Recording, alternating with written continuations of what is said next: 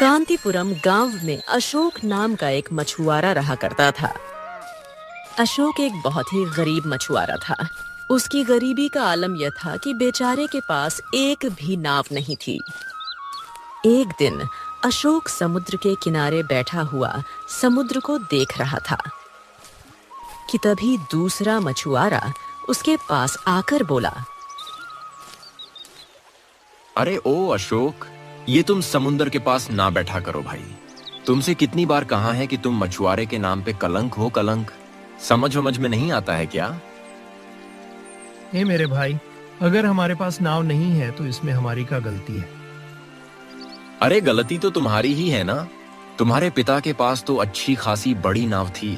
अरे हमने तो यह भी सुना है कि उनकी नाव की सुंदरता के चर्चा बच्चे तो दूर दूर तक प्रसिद्ध थे। लेकिन तुम्हारे पिता भी एक मूर्ख आदमी ही थे। जमींदार ने उनकी नाव की कीमत मुंह मांगे दामों पर देकर खरीदने की कोशिश की, लेकिन तुम्हारे पिता ने नाव ना बेची। बदले में जमींदार ने तुम्हारे पिता की नाव तोड़वा दी। लो भैया, हो गया नुकसान। इतना कहकर दूसरा मछुआरा वहां से चला गया। कुछ देर बाद अशोक अपने घर पर जा पहुंचा। वो अपने घर के खाली बर्तन देखते हुए बोला, आज तो घर में खाने को भी कुछ नहीं है। समझ नहीं आ रहा कि आज शाम को खाऊं तो खाऊं क्या। अरे भूख से मरा जा रहा हूं। चलो मुंशी काका के घर पर चलते हैं, अब वहीं कुछ हो सकता है। इतना कहकर अशोक मुंशी काका के घर पर चला गया।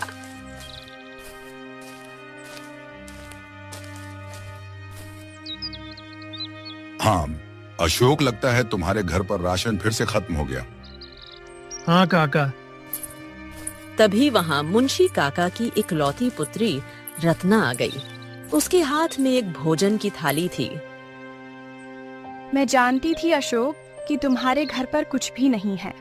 तुम्हारे आने से पहले ही मैंने तुम्हारे लिए भोजन की थाली सजा रखी थी। आओ, पेट भर के खाना खाओ। यह सुनकर अशोक चौंक गया। रत्ना, तुम्हें कैसे पता था? जब तुम अपनी रसोई के खाली बर्तन देख रहे थे, उसी वक्त मैं किसी काम से तुम्हारे घर पर तुमसे मिलने के लिए आई थी और मुझे यकीन था कि तुम यहाँ जरूर आओगे। अशोक की आंखों में आंसू आ गए और वो खाना खाने बैठ गए। ए अशोक बेटा, ऐसा कब तक चलेगा हैं? तुम कोई दूसरा धंधा वंदा काहे नहीं करते हो? अब और मैं क्या करूं काका? एक मछुआरे का बेटा हूं तो मछुआरा ही बनूंगा ना। अशोक, तुम क्यों नहीं समझते कि जब तक तुम एक नाव का प्रबंध नहीं कर लेते, तब तक तुम मछलियों का धंधा नहीं जमा सकते। अरे रत्ना, तुम तो जानती हो कि नाव बनाना ये कोई बात करने जितना आसान या बच्चों के खेल जितना आसान नहीं है। कुछ देर बाद अशोक वहां से चला गया और अपने घर लौट आया और सो गया।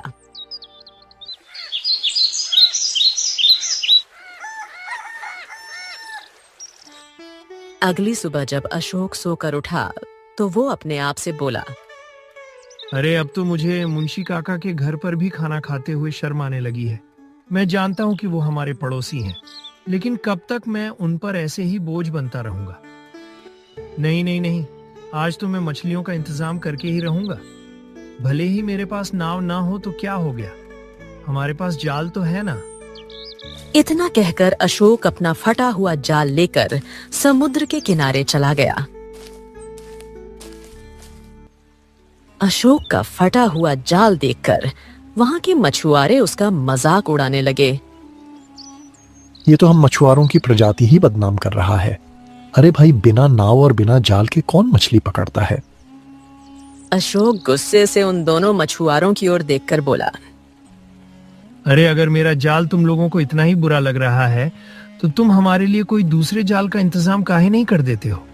बोलो। अरे हम काहे करें तुम्हारे लिए जाल का इंतजाम? अरे तुझ जैसे कलंकी पर हम अपना 1 रुपया ना खर्च करें। बात करता है। हाँ, तो फिर अपना मुंह चलाना भी बंद करो कि मैं मछुआरों की प्रजाति को बदनाम कर रहा हूँ। एक तो वैसे भी परेशान हूँ और ऊपर से तुम लोग और परेशान कर रहे हो। अशोक की बात सुनकर दोनों मछुआरे एक दूसरे की ओर देखने लगे। हाँ चल भाई चलते हैं, हम दोनों ने तो मछलियां पकड़ ही ली हैं। अब ये तो यहाँ शाम तक बैठा रहेगा, क्योंकि फटे हुए जाल में तो कोनो मछली ना फंसती। और ऊपर से इस मनहूस की शक्ल देखने से तो अच्छा है कि हम लोग अपने अपने घरों पर अपने अपनी पत्नियों के हाथ का बना हुआ स्वादिष्ट भोजन खाएं। चल चल चल। इतना कहकर दोनों मछुआरे वहां से चले गए। अशोक ने ईश्वर का नाम लेकर अपना जाल समंदर में फेंक दिया। कुछ देर बाद अशोक का जाल भारी हो गया। हाँ हाँ, हे भगवान, लगता है कि तूने मेरी सुन ली। लगता है कि मेरे जाल में कोई भारी मछली फंसी है। इससे पहले कि वो फटे हुए जाल से निकल जाए, मुझे जाल खींच लेना चाहिए। हाँ।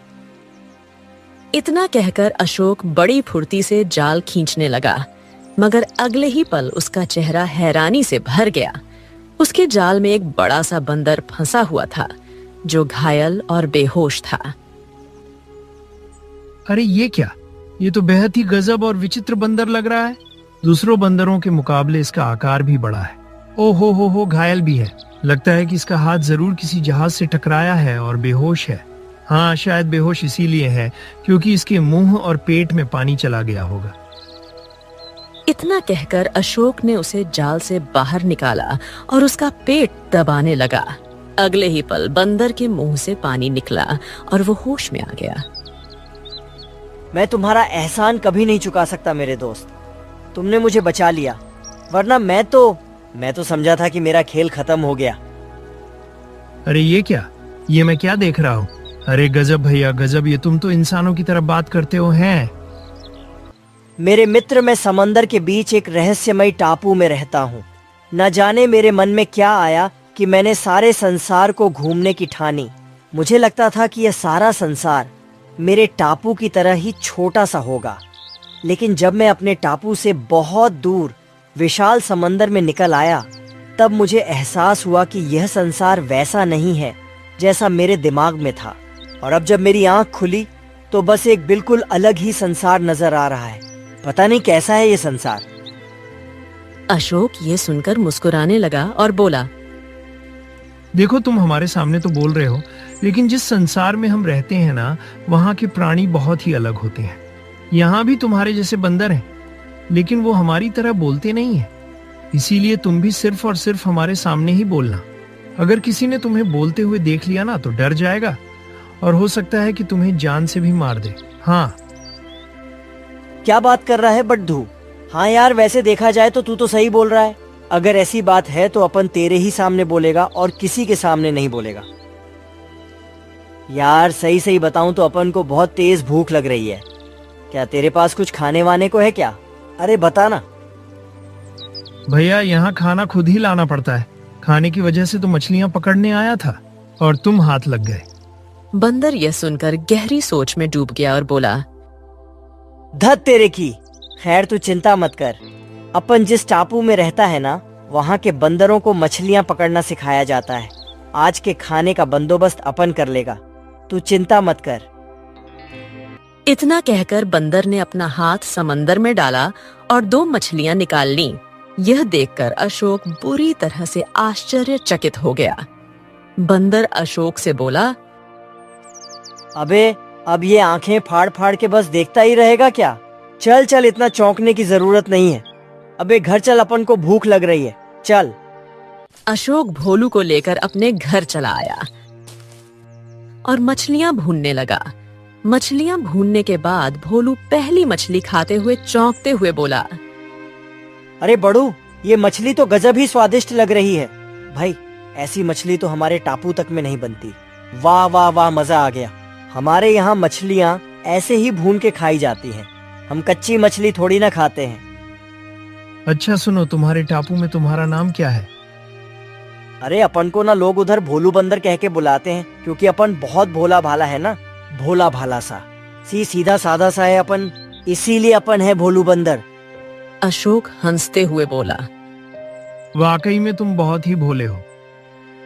अच्छा मेरी बात सुन, आज के तो अपन के खाने का इंतजाम देख हो गया, लेकिन तुम हो एक मछुआरे हो ना, तो तुम्हारे पास कोई ढंग का जाल वाल नजर नहीं आ रहा है, और ना ही बाकी मछुआरों की तरह तुम्हारे पास कोई नाव वाव है। ए बड्ढू, ये बता तू अपना जीवन कब तक ऐसे ही काटता रहेगा रे हैं? क्या करूं? मेरे पास पैसे नहीं है और कोई मुझ जैसे गरीब को उधार भी नहीं देगा। क्या करूं बताओ? हाँ, ये बात है। ठीक है, लेकिन कोई बात नहीं, तेरे पास एक चीज है जो बाकी मछुआरों के पास नहीं है। अरे तेरा बलशाली शरीर और क्या, और अब तुम्हारे पास मेरे जैसा दोस्त भी है, एक ऐसा साथी जिसके पास बहुत तेज दिमाग है। क्या मतलब? अरे मतलब क्या, अपन जानता है नाव बनाने की तरकीब। सुनो, तू लकड़ियां काट के लेकर आ और मैं तेरे साथ नाव बनाने में मदद करूंगा तेरी। बस फटाक से तेरी नाव तैयार हो जाएगी, समझा क्या? क्या बात कर रहे हो? क्या क्या हम नाव बना सकते हैं? और क्या, अरे यहाँ पर ऐसी नाव तैयार करेगा कि तुम्हारे यहाँ के लोग देखते ही हैरत में पड़ जाएंगे। खुद बोलेंगे, क्या बात कर रहे हो भाई, ये नाव किधर से लेके आया है? यह सुनकर अशोक बहुत खुश हो गया और तुरंत भोलू के साथ जंगल की ओर निकल पड़ा।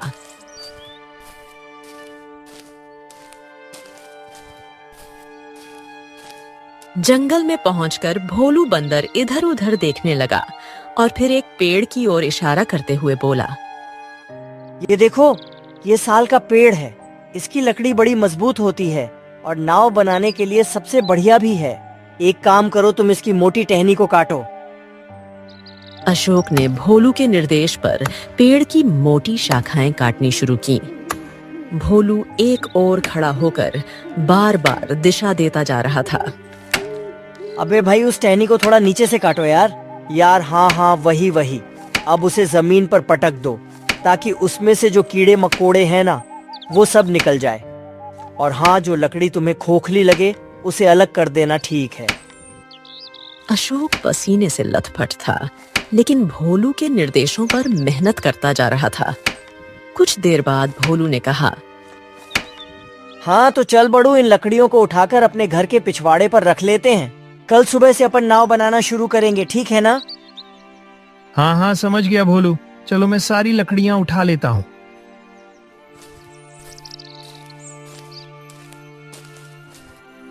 अशोक ने सारी लकड़ियां घर ले जाकर एक कोने में सलीके से रख दी।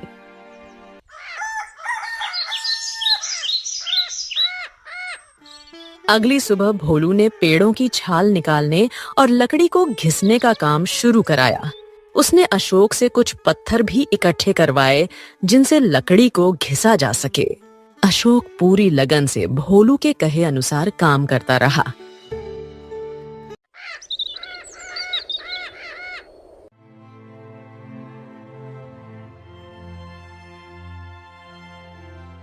कुछ ही दिनों में अशोक की नाव बहुत ही सुंदर बनकर तैयार हो गई।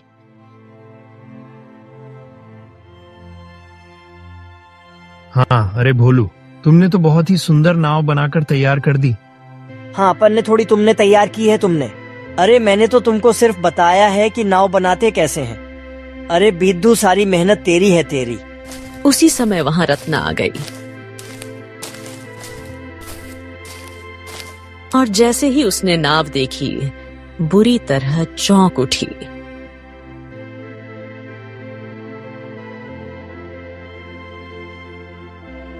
अरे, ये नाव तो बहुत ही सुंदर है। तुमने ये कहाँ से खरीदी? खरीदी नहीं, बल्कि अशोक ने बनाई है। भोलू के मुंह से इंसानी आवाज सुनकर रत्ना बुरी तरह डर गई और अशोक की ओर देखने लगी।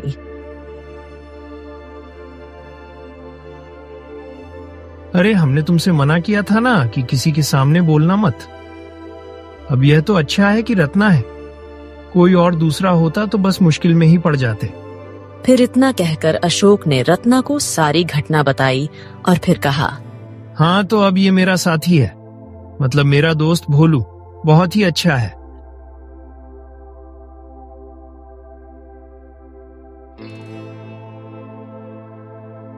अरे अब बातें ही करते रहोगे क्या? बहुत हो गई मेरी तारीफ। चलो चलो, नाव लेकर चलो, मछलियां पकड़ते हैं। और हाँ, मैंने तुम्हारा जाल भी ठीक कर दिया है। इतना कहकर भोलू घर के अंदर गया और थोड़ी देर बाद जाल लेकर वापस आया। अरे वाह, तुमने तो जाल को बड़ी बारीकी से ठीक किया है। अरे क्या बात कर रहा है, बोला तो था। अपन एक रहस्यमयी टापू में रहता है। अपन के इलाके में बंदर को सब काम करना सिखाया जाता है। उस्ताद है अपन रे।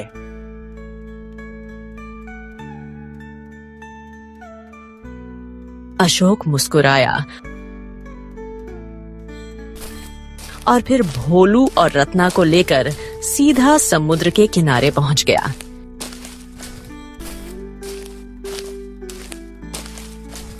जैसे ही अशोक की नई नाव समुद्र किनारे पहुंची, सभी मछुआरे चौंक गए। अरे अशोक, ये तुमने नाव कहाँ से खरीदी? तुम्हारे पास इतना धन कहाँ से आया भाई? ये तो तुम्हारे पिताजी के नाव से भी गजब सुंदर है। कहाँ से लाए? हाँ, मुझे लगता है कि जरूर इसने नाव चोरी की होगी। चोरी नहीं की है, बल्कि अशोक ने यह नाव अपनी मेहनत, बुद्धि और कुशलता से बनाई है। तुम सब तो बस अशोक का मजाक उड़ाने में लगे हो। अरे छोड़ो ना रत्ना, इन मूर्खों की बातों पर ध्यान मत दो। मुझे तो बस मछलियां पकड़नी है। जब मेरे पास कुछ भी नहीं था, तब यही लोग मजाक उड़ाते थे। और मुझे विश्वास है कि जब मैं बहुत धनवान बन जाऊंगा ना, तब भी ये लोग यही करेंगे। हाँ।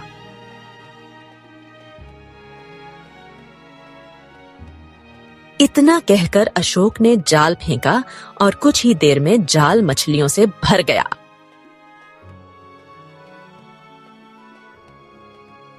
अरे बाबा रे, इसकी तो किस्मत बदलनी शुरू हो गई। एक सुंदर नाव और ऊपर से भरी हुई मछलियां।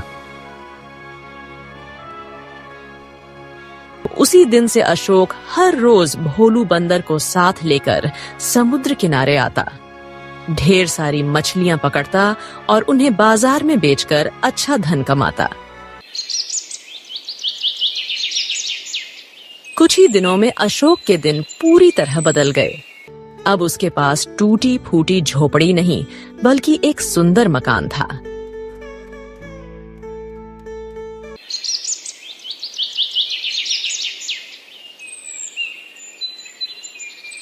एक दिन अशोक अपने मित्र भोलू बंदर से बोला, ये सब कुछ तेरे ही वजह से हुआ है भोलू। मेरे दोस्त, मेरे भोला बंदर, अब देखो हम भी तुम्हारे जैसा बात करने लगे हैं। सही कहें, तुमसे मिलने के बाद हमारी तो किस्मत ही बदल गई। अरे नहीं दोस्त, सब कुछ तुम्हारी मेहनत और लगन की वजह से हुआ है बीड़ू। अब तुम्हारे पास बहुत सारा धन है, तो अब तुम्हें अपने गांव के गरीबों की मदद भी करनी चाहिए। और वह क्यों करना चाहिए? अरे भैया, जब हम परेशान रहे तब तो किसी ने हमारी मदद ना करी। हाँ, अपन सब जानता है, लेकिन तुम तो मदद जरूर करो ना। इससे तुम्हारा मान सम्मान बढ़ेगा और गरीब लोग तुम्हारे पक्ष में हो जाएंगे। हाँ, ऐसे सोचो। भोलू की बात सुनकर अशोक ने उसी दिन से गरीबों की सहायता करना प्रारंभ कर दिया। यह बात गांव के मुखिया जमींदार को पसंद नहीं आई। जमींदार अपनी हवेली में बैठा था कि तभी वहीं 2 जलने वाले मछुआरे वहां पहुंच गए। जमींदार, हमारे सामने अशोक एक गरीब मछुआरा था।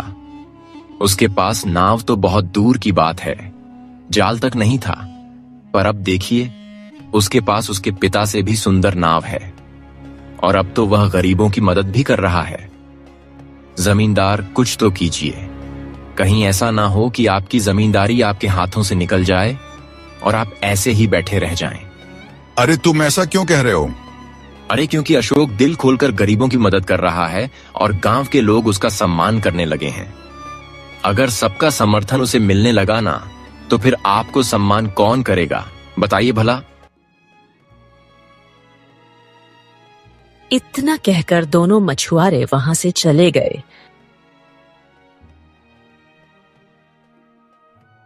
लेकिन जमींदार की आंखों में चिंता की लहरें दौड़ चुकी थीं।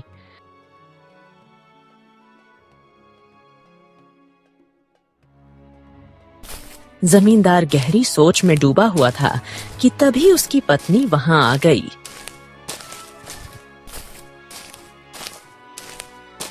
क्या सोच रहे हो? वो दोनों मछुआरे बिल्कुल सही कह रहे थे। इस अशोक के पिता के पास भी बहुत सुंदर नाव थी। उसकी नाव की वजह से ही उसका मानसान गांव में बना था। अब इस अशोक के पास भी वही सुंदर नाव है। मैंने उसकी सुंदरता के चर्चे बहुत समय से सुने। अगर मैं उसकी नाव उससे छीन लूं तो उसका मान सम्मान भी खत्म हो जाएगा। और वो कैसे? देखो, अशोक पहले गरीब था। जैसे ही नाव आई उसके दिन बदलने लगे। मतलब उसकी किस्मत उसी नाव से जुड़ी है। इसीलिए वह नाव उसके पास नहीं, मेरे पास होनी चाहिए।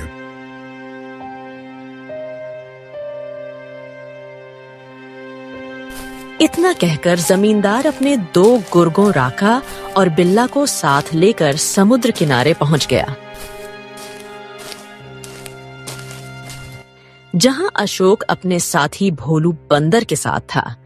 जमींदार को देखकर अशोक चौंक गया।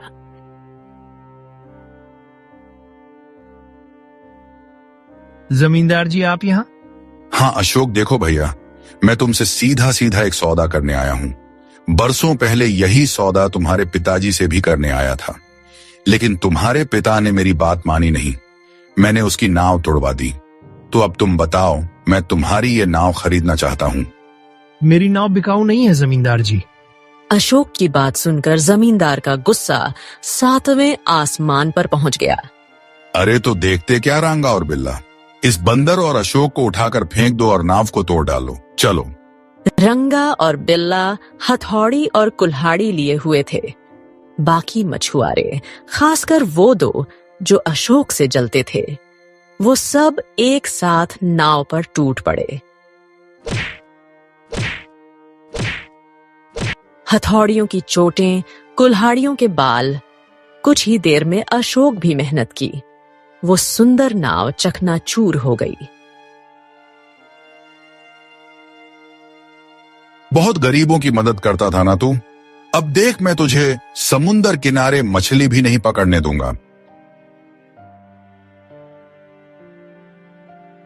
इतना कहकर जमींदार अपने दोनों गुर्गों के साथ वहां से चला गया।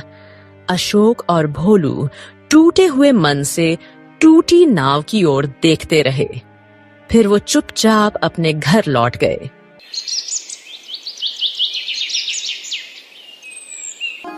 कुछ ही देर में रत्ना भी वहां पहुंच गई।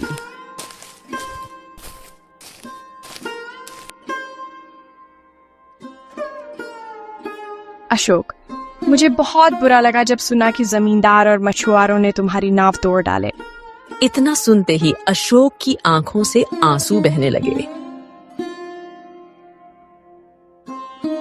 रत्ना, हमारी मेहनत, हमारी नाव, सब कुछ खत्म हो गया।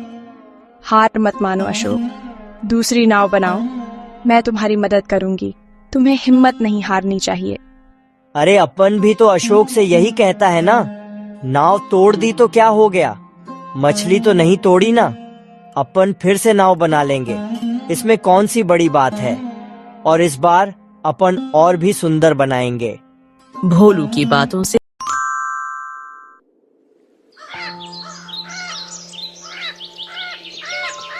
कांतिपुरम गांव में अशोक नाम का एक मछुआरा रहा करता था। अशोक एक बहुत ही गरीब मछुआरा था। उसकी गरीबी का आलम यह था कि बेचारे के पास एक भी नाव नहीं थी। एक दिन अशोक समुद्र के किनारे बैठा हुआ समुद्र को देख रहा था कि तभी दूसरा मछुआरा उसके पास आकर बोला, अरे ओ अशोक, ये तुम समुद्र के पास ना बैठा करो भाई। तुमसे कितनी बार कहा है कि तुम मछुआरे के नाम पे कलंक हो, कलंक। समझ में नहीं आता है क्या? ए मेरे भाई, अगर हमारे पास नाव नहीं है तो इसमें हमारी क्या गलती है? अरे गलती तो तुम्हारी ही है ना। तुम्हारे पिता के पास तो अच्छी खासी बड़ी नाव थी। अरे हमने तो यह भी सुना है कि उनकी नाव की सुंदरता के चर्चा बच्चे तो दूर दूर तक प्रसिद्ध थे। लेकिन तुम्हारे पिता भी एक मूर्ख आदमी ही थे। जमींदार ने उनकी नाव की कीमत मुंह मांगे दामों पर देकर खरीदने की कोशिश की, लेकिन तुम्हारे पिता ने नाव ना बेची। बदले में जमींदार ने तुम्हारे पिता की नाव तोड़वा दी। लो भैया, हो गया नुकसान। इतना कहकर दूसरा मछुआरा वहां से चला गया। कुछ देर बाद अशोक अपने घर पर जा पहुंचा। वो अपने घर के खाली बर्तन देखते हुए बोला, आज तो घर में खाने को भी कुछ नहीं है। समझ नहीं आ रहा कि आज शाम को खाऊं तो खाऊं क्या। अरे भूख से मरा जा रहा हूं। चलो मुंशी काका के घर पर चलते हैं, अब वहीं कुछ हो सकता है। इतना कहकर अशोक मुंशी काका के घर पर चला गया।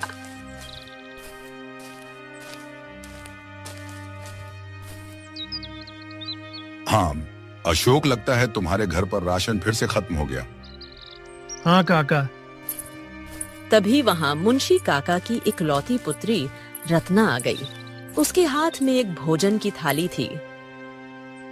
मैं जानती थी अशोक कि तुम्हारे घर पर कुछ भी नहीं है।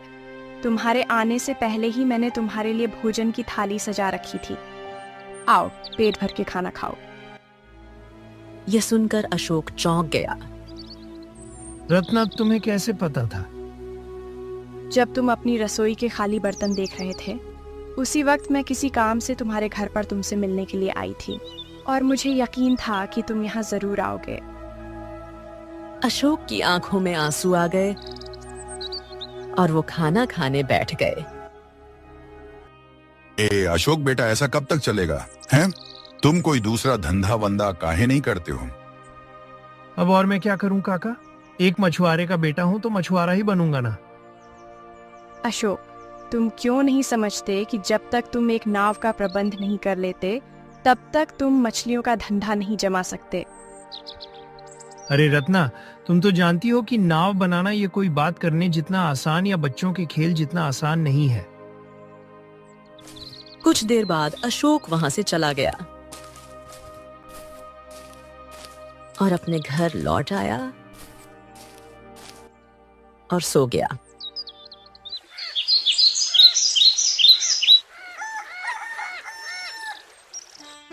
अगली सुबह जब अशोक सोकर उठा तो वो अपने आप से बोला, अरे अब तो मुझे मुंशी काका के घर पर भी खाना खाते हुए शर्म आने लगी है। मैं जानता हूँ कि वो हमारे पड़ोसी हैं, लेकिन कब तक मैं उन पर ऐसे ही बोझ बनता रहूंगा? नहीं नहीं नहीं, आज तो मैं मछलियों का इंतजाम करके ही रहूंगा। भले ही मेरे पास नाव ना हो तो क्या हो गया, हमारे पास जाल तो है ना। इतना कहकर अशोक अपना फटा हुआ जाल लेकर समुद्र के किनारे चला गया।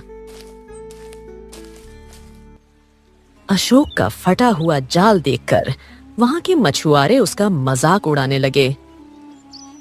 ये तो हम मछुआरों की प्रजाति ही बदनाम कर रहा है। अरे भाई, बिना नाव और बिना जाल के कौन मछली पकड़ता है?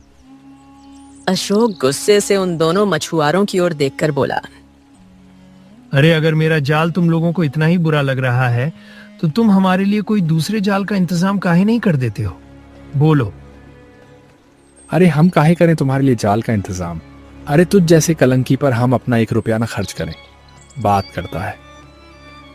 हाँ, तो फिर अपना मुंह चलाना भी बंद करो कि मैं मछुआरों की प्रजाति को बदनाम कर रहा हूँ।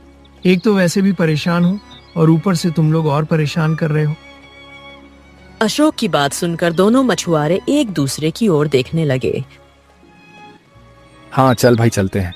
हम दोनों ने तो मछलियां पकड़ ही ली हैं।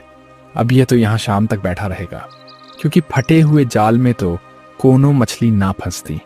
और ऊपर से इस मनहूस की शक्ल देखने से तो अच्छा है कि हम लोग अपने अपने घरों पर अपने अपनी पत्नियों के हाथ का बना हुआ स्वादिष्ट भोजन खाएं।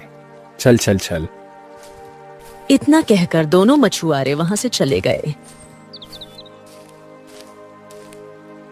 अशोक ने ईश्वर का नाम लेकर अपना जाल समंदर में फेंक दिया। कुछ देर बाद अशोक का जाल भारी हो गया।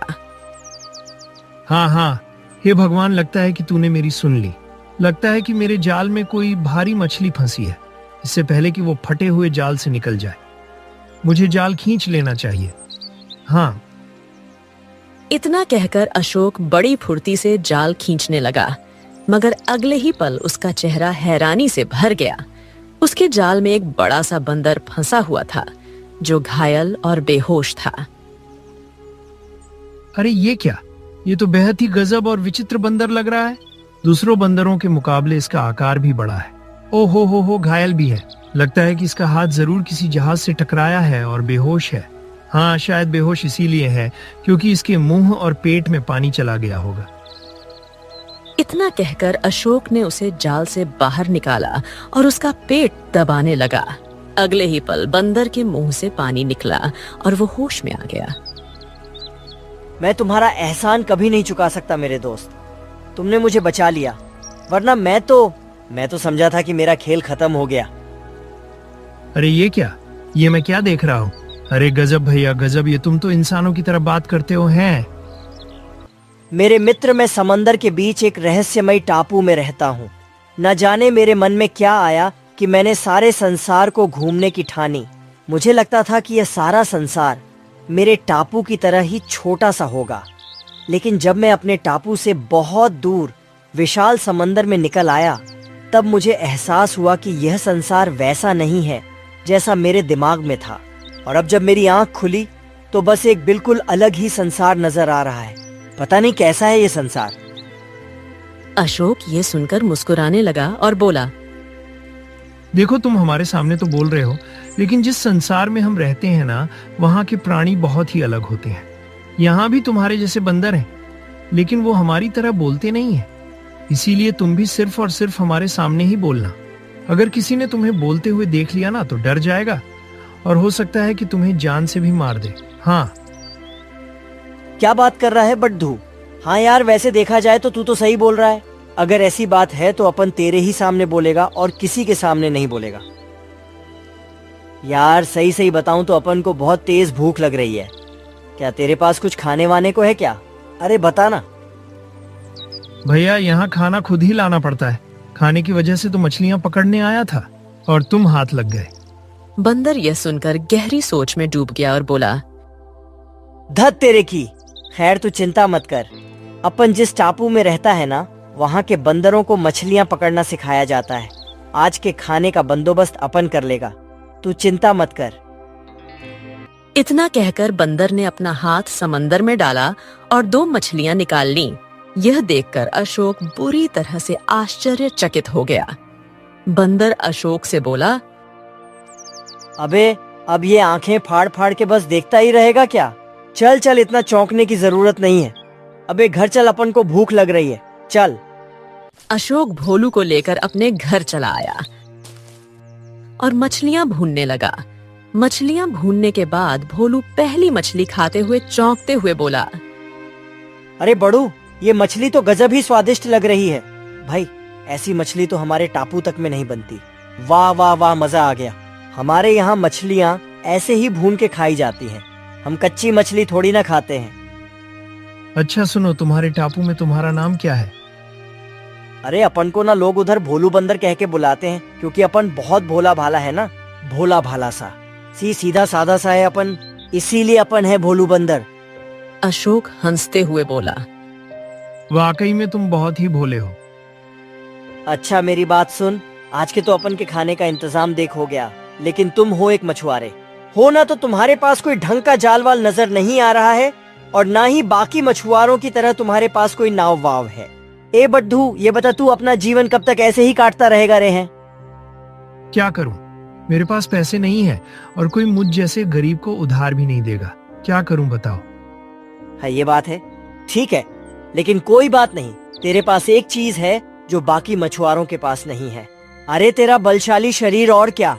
और अब तुम्हारे पास मेरे जैसा दोस्त भी है, एक ऐसा साथी जिसके पास बहुत तेज दिमाग है। क्या मतलब? अरे मतलब क्या, अपन जानता है नाव बनाने की तरकीब। सुनो, तू लकड़ियां काट के लेकर आ और मैं तेरे साथ नाव बनाने में मदद करूंगा तेरी। बस फटाक से तेरी नाव तैयार हो जाएगी, समझा क्या? क्या बात कर रहे हो? क्या हम नाव बना सकते हैं? और क्या, अरे यहाँ पर ऐसी नाव तैयार करेगा कि तुम्हारे यहाँ के लोग देखते ही हैरत में पड़ जाएंगे। खुद बोलेंगे, क्या बात कर रहे हो भाई, ये नाव किधर से लेके आया है? यह सुनकर अशोक बहुत खुश हो गया और तुरंत भोलू के साथ जंगल की ओर निकल पड़ा।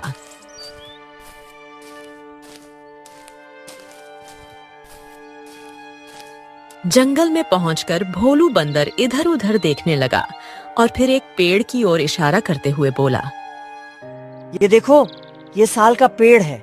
इसकी लकड़ी बड़ी मजबूत होती है और नाव बनाने के लिए सबसे बढ़िया भी है। एक काम करो, तुम इसकी मोटी टहनी को काटो। अशोक ने भोलू के निर्देश पर पेड़ की मोटी शाखाएं काटनी शुरू की।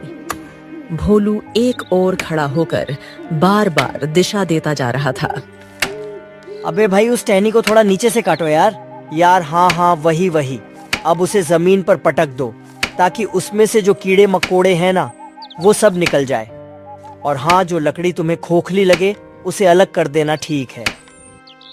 अशोक पसीने से लथपथ था, लेकिन भोलू के निर्देशों पर मेहनत करता जा रहा था। कुछ देर बाद भोलू ने कहा, हाँ तो चल बड़ू, इन लकड़ियों को उठाकर अपने घर के पिछवाड़े पर रख लेते हैं। कल सुबह से अपन नाव बनाना शुरू करेंगे, ठीक है ना? हाँ, समझ गया भोलू।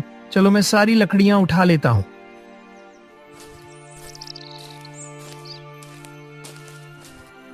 अशोक ने सारी लकड़ियां घर ले जाकर एक कोने में सलीके से रख दी।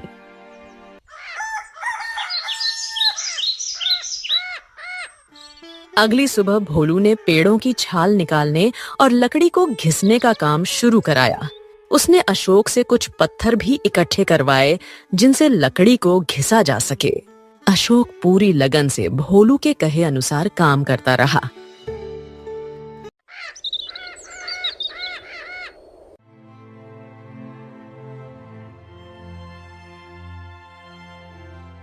कुछ ही दिनों में अशोक की नाव बहुत ही सुंदर बनकर तैयार हो गई।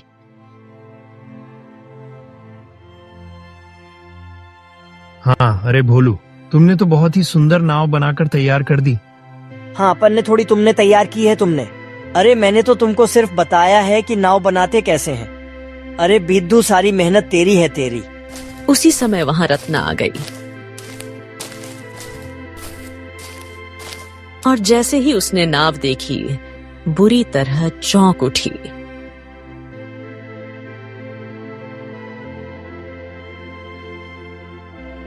अरे ये नाव तो बहुत ही सुंदर है। तुमने ये कहाँ से खरीदी? खरीदी नहीं, बल्कि अशोक ने बनाई है। भोलू के मुंह से इंसानी आवाज सुनकर रत्ना बुरी तरह डर गई और अशोक की ओर देखने लगी।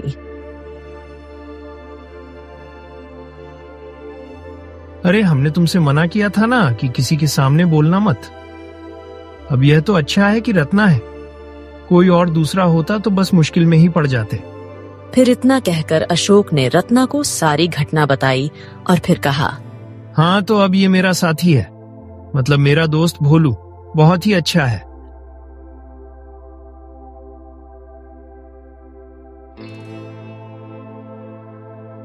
अरे अब बातें ही करते रहोगे क्या? बहुत हो गई मेरी तारीफ। चलो चलो, नाव लेकर चलो, मछलियां पकड़ते हैं। और हाँ, मैंने तुम्हारा जाल भी ठीक कर दिया है।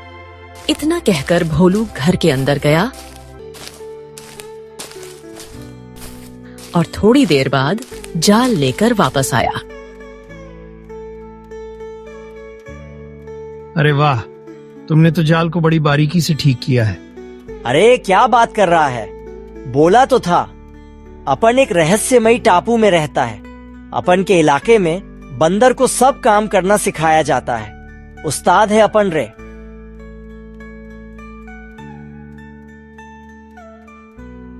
अशोक मुस्कुराया और फिर भोलू और रत्ना को लेकर सीधा समुद्र के किनारे पहुंच गया।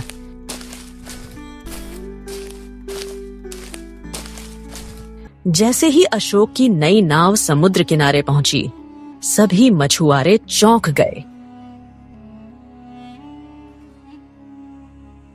अरे अशोक, ये तुमने नाव कहाँ से खरीदी?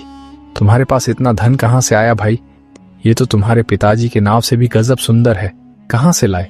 हाँ, मुझे लगता है कि जरूर इसने नाव चोरी की होगी। चोरी नहीं की है, बल्कि अशोक ने यह नाव अपनी मेहनत, बुद्धि और कुशलता से बनाई है। तुम सब तो बस अशोक का मजाक उड़ाने में लगे हो। अरे छोड़ो ना रत्ना, इन मूर्खों की बातों पर ध्यान मत दो। मुझे तो बस मछलियां पकड़नी है। जब मेरे पास कुछ भी नहीं था, तब यही लोग मजाक उड़ाते थे, और मुझे विश्वास है कि जब मैं बहुत धनवान बन जाऊंगा ना, तब भी ये लोग यही करेंगे। हाँ,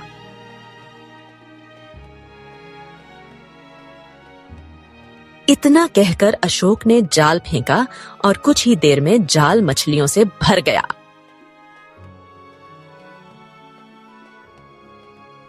अरे बाबा रे, इसकी तो किस्मत बदलनी शुरू हो गई। एक सुंदर नाव और ऊपर से भरी हुई मछलियां। उसी दिन से अशोक हर रोज भोलू बंदर को साथ लेकर समुद्र किनारे आता, ढेर सारी मछलियां पकड़ता और उन्हें बाजार में बेचकर अच्छा धन कमाता। कुछ ही दिनों में अशोक के दिन पूरी तरह बदल गए। अब उसके पास टूटी फूटी झोपड़ी नहीं, बल्कि एक सुंदर मकान था।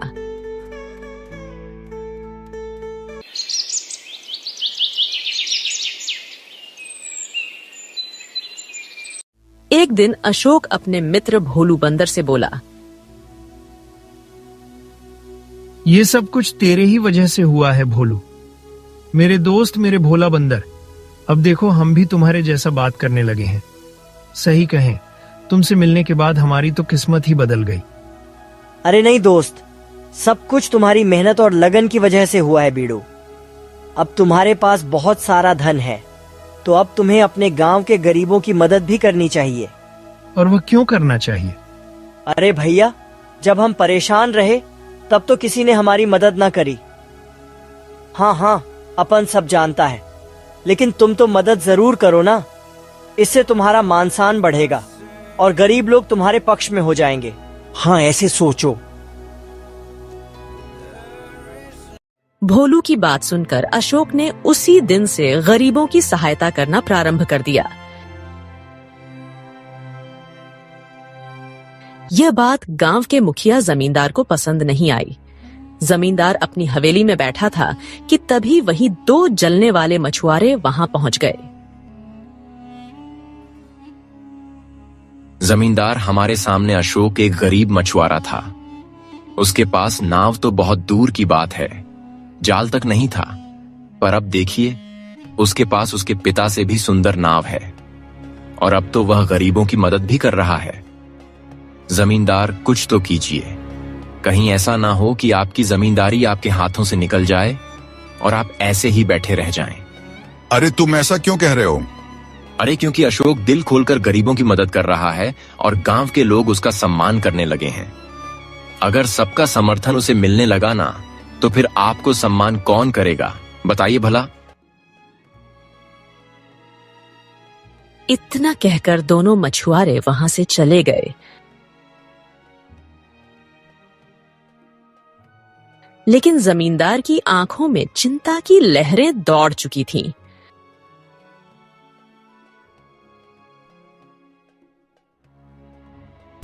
जमींदार गहरी सोच में डूबा हुआ था कि तभी उसकी पत्नी वहां आ गई।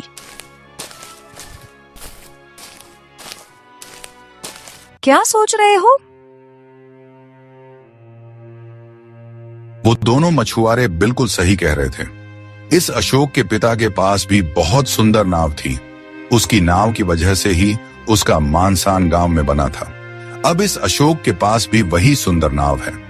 मैंने उसकी सुंदरता के चर्चे बहुत समय से सुने।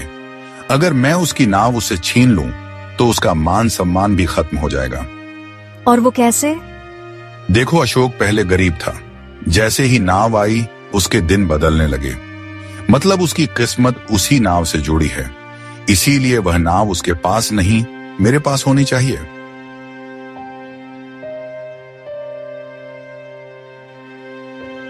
इतना कहकर जमींदार अपने 2 गुर्गों राका और बिल्ला को साथ लेकर समुद्र किनारे पहुंच गया, जहां अशोक अपने साथी भोलू बंदर के साथ था। जमींदार को देखकर अशोक चौंक गया।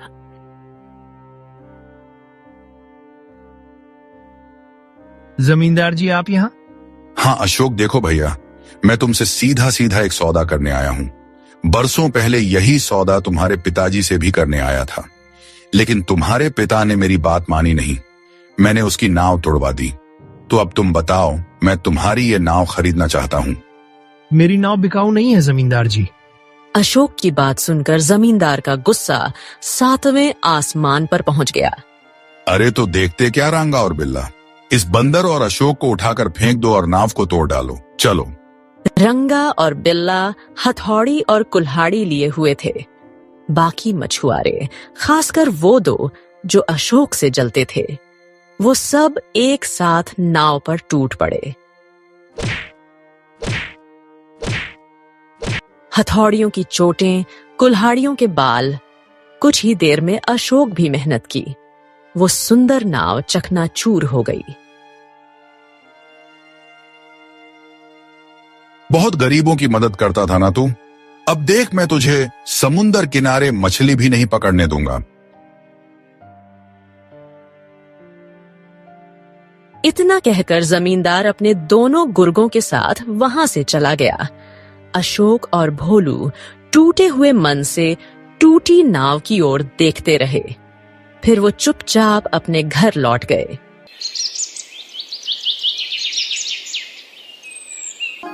कुछ ही देर में रत्ना भी वहां पहुंच गई।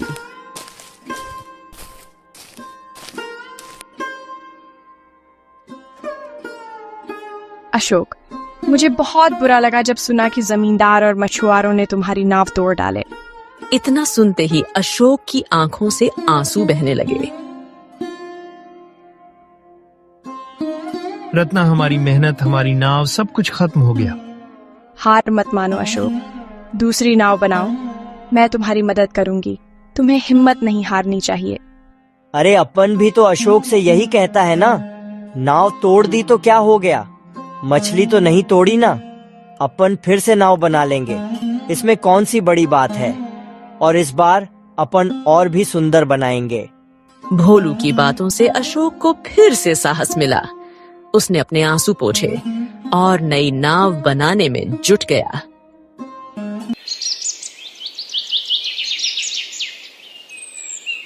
कुछ ही हफ्तों में एक और भी सुंदर और मजबूत नाव तैयार हो गई।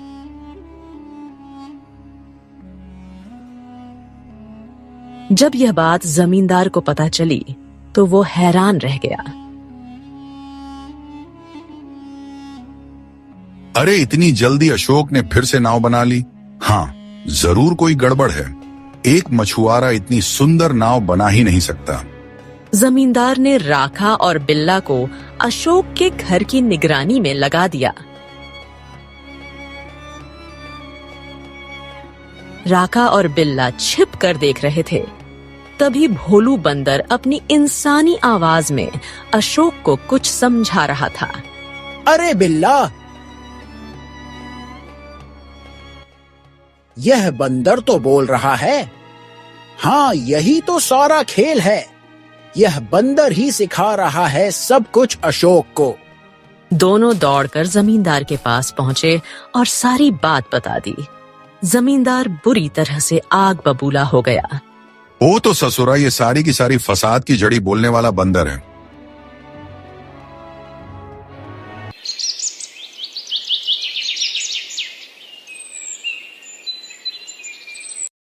अगले दिन जब अशोक, भोलू और रत्ना नाव लेकर समुद्र की ओर निकले तो फिर सारे मछुआरे उन्हें घेर कर खड़े हो गए। ए अशोक, आज तेरी नाव तोड़ दूंगा और इस ससुरे बंदर को भी मार डालूंगा। ए, पकड़ो साले को। भोलू को चारों ओर से घेर लिया गया। राखा और बिल्ला डंडे लेकर उस पर टूट पड़े। भोलू बंदर बुरी तरह घायल हो गया। अशोक भी मारा जाने लगा। इतने में जिन गरीबों की मदद अशोक ने की थी वह सब वहां पहुंचे। अरे अशोक हमारा मसीहा है, हम उसे मरने नहीं देंगे। चलो भाइयों, बचाओ। हाँ हो, चलो चलो। भीड़ ने जमींदार और उसके गुर्गों को पीछे हटने पर मजबूर कर दिया। भीड़ धक्का मुक्की कर रही थी कि अचानक जमींदार का पैर फिसल गया और वो सीधे समुद्र में गिर गया। अरे बचाओ, अब बचाओ बचाओ, अरे कोई बचाओ, अरे बचाओ बचाओ बचाओ। सब लोग चुप थे, मगर भोलू घायल होने के बाद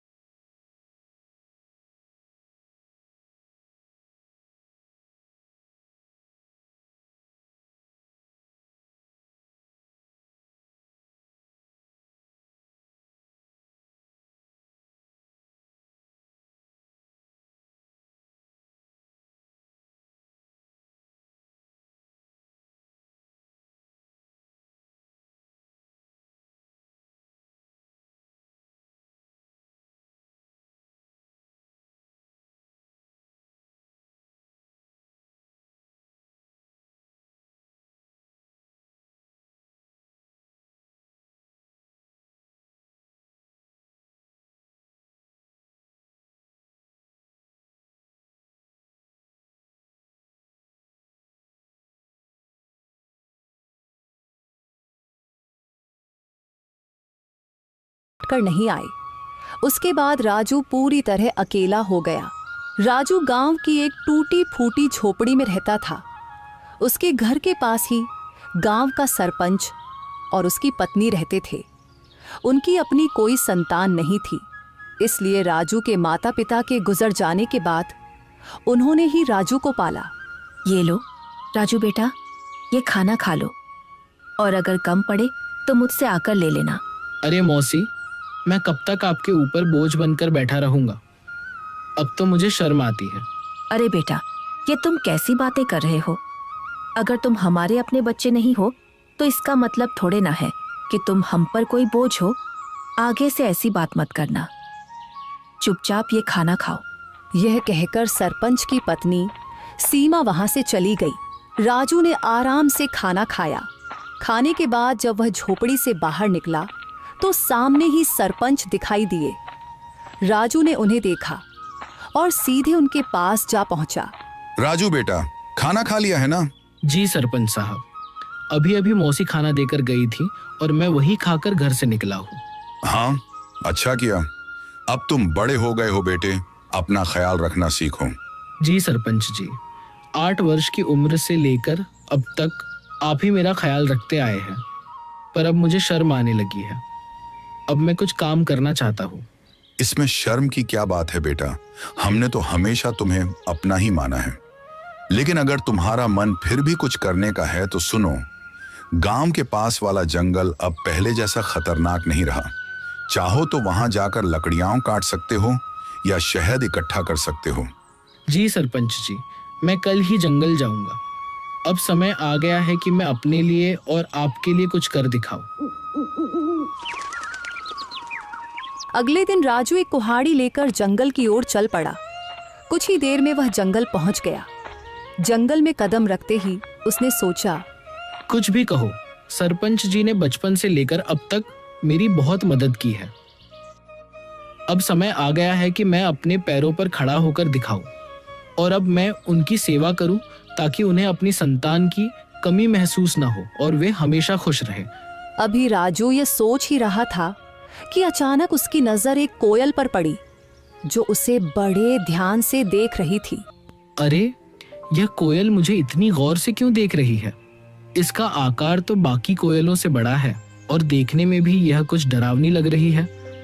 राजू ने अभी इतना ही कहा था कि तभी कोयल उड़ती हुई उसके पास आ गई और इंसानी आवाज में बोली, मैं तुम्हें भली भांति पहचानती हूँ। तुम्हारा नाम राजू है और तुम मोहन के बेटे हो। कोयल को बोलते हुए देखकर राजू बहुत डर गया और बोला, ये कैसे मुमकिन है? तुम तो कोयल हो, फिर इंसानी आवाज में कैसे बात कर रही हो? शायद ये मेरी आंखों का धोखा है। भला कोई कोयल इंसानों की तरह बोल सकती है? नहीं, यह तुम्हारी आंखों का धोखा नहीं है। मैं सचमुच बोलने वाली कोयल हूँ। असल में मैं भी कभी इंसान थी, लेकिन एक तांत्रिक ने मुझ पर श्राप दे दिया और मैं कोयल की शक्ल में बदल गई। मैं तुम्हारे पिता के रहस्यों के बारे में सब कुछ जानती हूँ। वे कुछ समय पहले जंगल गए थे और फिर कभी वापस नहीं आए। अरे, न जाने कौन हो तुम। मैं ऐसे कैसे तुम्हारी बात पर विश्वास करूं? कभी सोचा है तुमने? तुम पिछले कई वर्षों से बिना पिता के रह रहे हो, लेकिन गांव में कोई भी तुम्हारे पिता के बारे में बात नहीं करता। तुम्हारी कोई मदद नहीं करता सिवाय तुम्हारे गांव के सरपंच के। लेकिन मैं तुम्हारे पिता के बारे में सब कुछ बता सकती हूँ। तुम्हारे पिता अभी जिंदा हैं और मुझे यह भी पता है कि वे कहाँ हैं। अच्छा, तो बताओ, मेरे पिता कहाँ हैं? मैं उनसे मिलना चाहता हूँ। मैं तुम्हें जरूर बताऊंगी, मगर उससे पहले तुम्हें मुझे इस श्राप से मुक्त कराना होगा। राजू को न जाने क्यों उस कोयल से डर महसूस होने लगा। अरे, मुझे तो लगता है कि यह कोई राक्षस है जो मुझे अपने जाल में फंसा रहा है। इससे पहले कि यह मुझे नुकसान पहुंचाए, मुझे यहाँ से भागना होगा।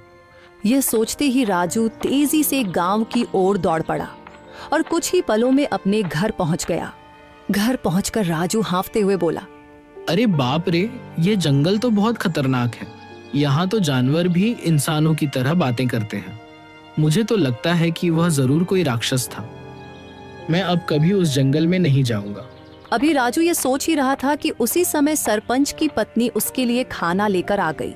और राजू को घबराया हुआ देखकर वह बोली, अरे राजू बेटा, ये घबराए हुए क्यों हो? और तुम्हें पसीना भी आ रहा है। सब खैरियत तो है ना? कुछ नहीं मौसी, बस थोड़ा सा सिर दर्द हो रहा था। अरे बेटा, अगर तबीयत ठीक नहीं है तो काम मत करो। लो, पहले ये खाना खा लो और थोड़ा आराम कर लो। राजू ने मौसी से सर दर्द का बहाना बनाकर सच्चाई छिपा ली।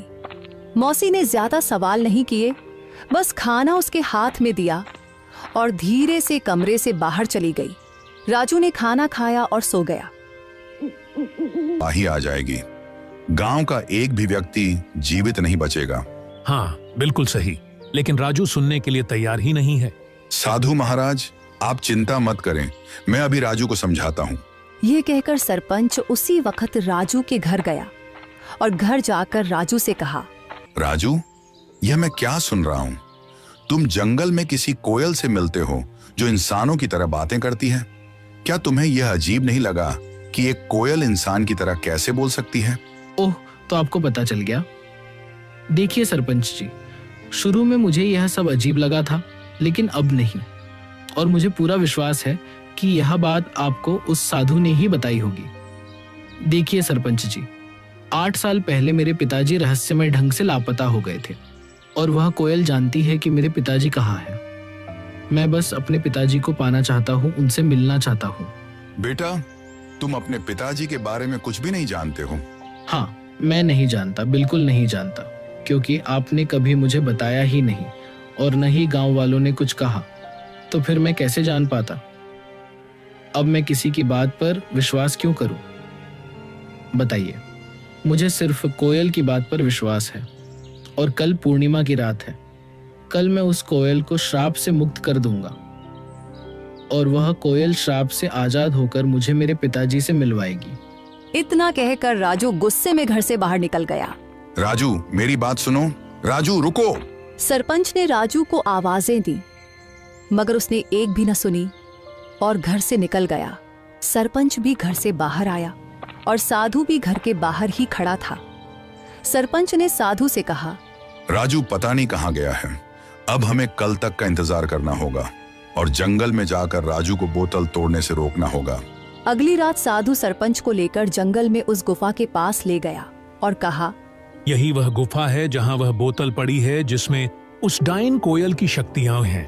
राजू यहाँ आता ही होगा, हम एक तरफ छुप जाते हैं। यह कहकर वे दोनों गुफा के एक तरफ छुप गए और उसी वक्त राजू वहां आ जाता है। राजू को देखकर वह कोयल उड़ती हुई राजू के पास आई और बोली, यहाँ साधु और सरपंच आए हैं। वे गुफा के एक तरफ चुपचाप खड़े हैं। वे तुम्हें इस बोतल को तोड़ने से रोकेंगे, पर तुम उनकी बात मत मानना। अगर तुम उनकी बात मान लो तो तुम कभी अपने पिताजी से नहीं मिल पाओगे। नहीं, मैं उनकी बात नहीं मानूंगा। ठीक है, तो तुरंत जाओ, वह बोतल उठाकर ले आओ और उसे तोड़ डालो। राजू जल्दी से गुफा के अंदर गया और वह बोतल उठा लाया। जैसे ही वह उस बोतल को तोड़ने लगा तो साधु और सरपंच वहां आ गए। राजू, रुको, इस बोतल को मत तोड़ो, तुम बहुत बड़ी गलती कर रहे हो। नहीं, मुझे किसी भी हाल में अपने पिताजी से मिलना है। राजू, ध्यान से सुनो। ये कोयल कोई साधारण पक्षी नहीं, बल्कि एक डायन है। आज से 10 साल पहले जब तुम छोटे थे, इस डायन ने पूरे जंगल पर कब्जा कर रखा था। जो भी गलती से इस जंगल में जाता, फिर कभी लौट कर नहीं आता था। तब तुम्हारे पिताजी और मैंने मिलकर ठान लिया कि इसे रोकना ही होगा।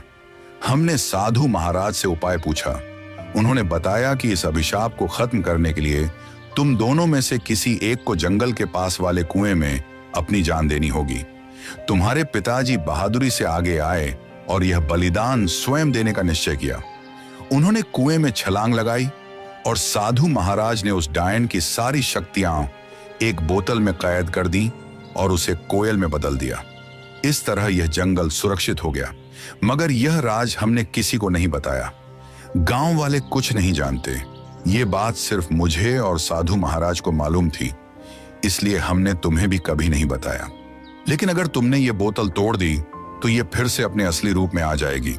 ये सिर्फ उसकी एक चाल है। ये लोग झूठ बोल रहे हैं। सच्चाई वही है जो मैं कह रही हूँ। अगर मेरे मन में कोई चाल होती तो तो मैं तुम्हारी मदद क्यों करती? क्या गांव वालों ने कभी तुम्हारी मदद की? नहीं। तुम्हें धन, सामान, हीरे मोती सब मैंने दिए।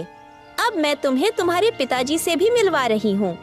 राजू भ्रम में पड़ गया और उसने वह बोतल जमीन पर फेंक कर तोड़ दी। फिर अचानक वह कोयल एक डायन के रूप में आ गई। राजू, तुमने मेरा बड़ा काम आसान कर दिया। अब मैं आजाद हूँ और अब तुम सबकी शामत आ गई है।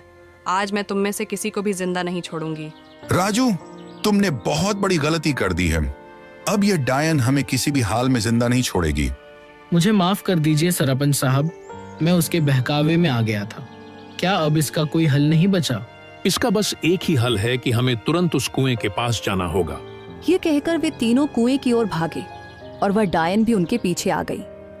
वहां पहुंचकर साधु ने कहा, अगर तुम इस डायन से छुटकारा पाना चाहते हो तो तुम दोनों में से किसी एक को उसी कुएं में छलांग लगाकर अपनी कुर्बानी देनी होगी।